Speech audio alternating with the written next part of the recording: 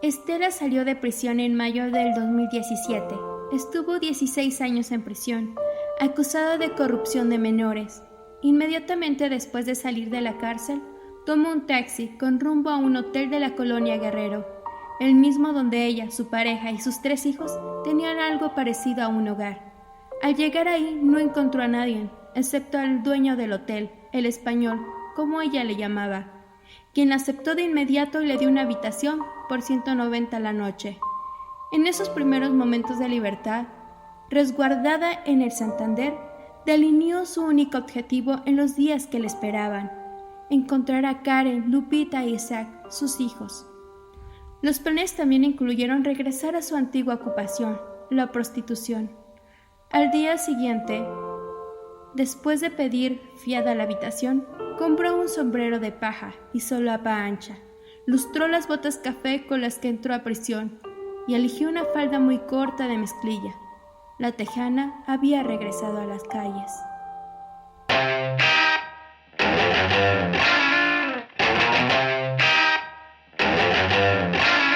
Bienvenidos a Cool Magic. Noticias importantes. Como saben, estamos en cuarentena, por lo cual este podcast fue grabado desde una videollamada. Así que comencemos. En este episodio hablaremos sobre el libro Olinka, escrito por Antonio Ortuño.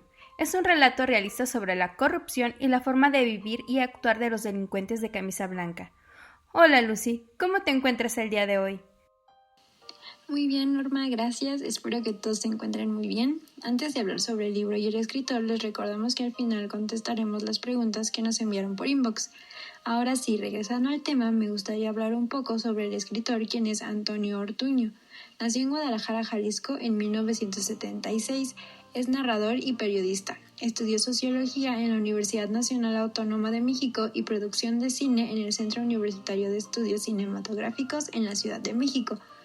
Comenzó su carrera como asistente de dirección de Alberto Cortés en Amor a la vuelta de la esquina en 1984. Ha colaborado en las publicaciones Cuadernos Salmón, Lateral, La Tempestad, La Tercera y Letras Libres.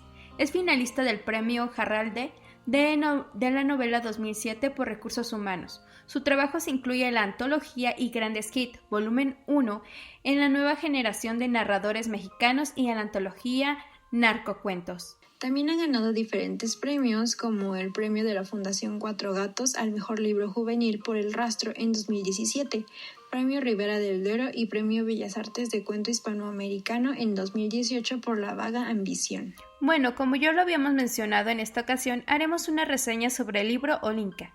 Primero hablaremos un poco sobre las características de este y después del contexto.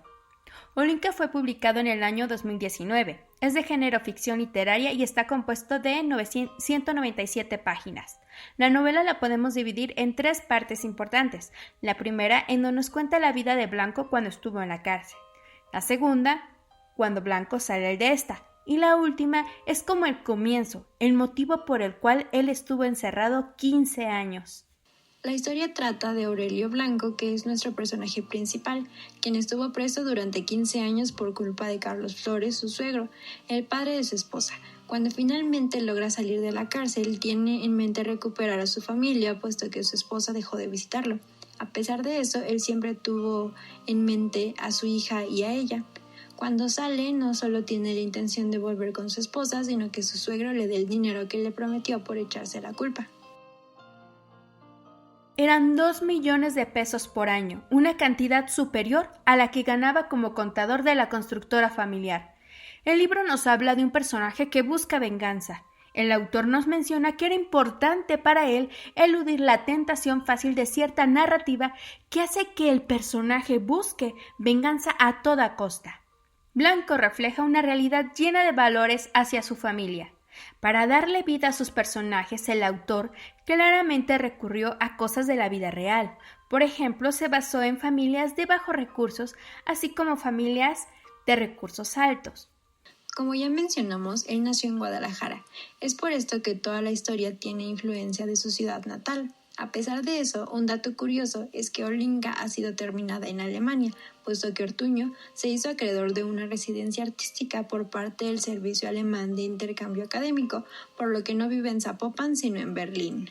Todo comenzó porque Ortuño quería hablar sobre Zapopan. Él quería hacerlo de un modo diferente. No quería hablar sobre el pueblo en sí, sino darle un giro, y es así como nace Olinka.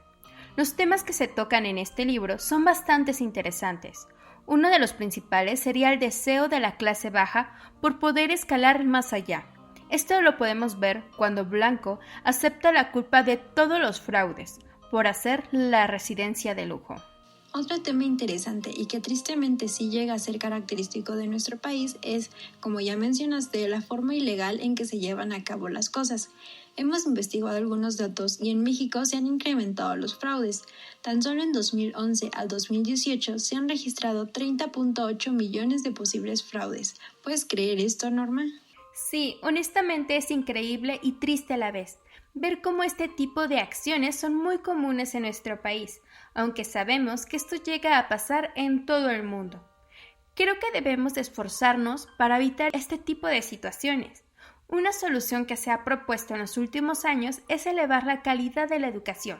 De esta manera se espera que disminuya la violencia y la escasez.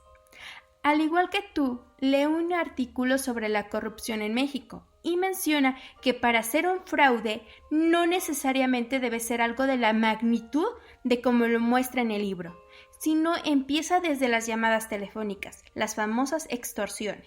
Claro, y esas llamadas son tan comunes, creo que todos alguna vez hemos sido víctimas de ello.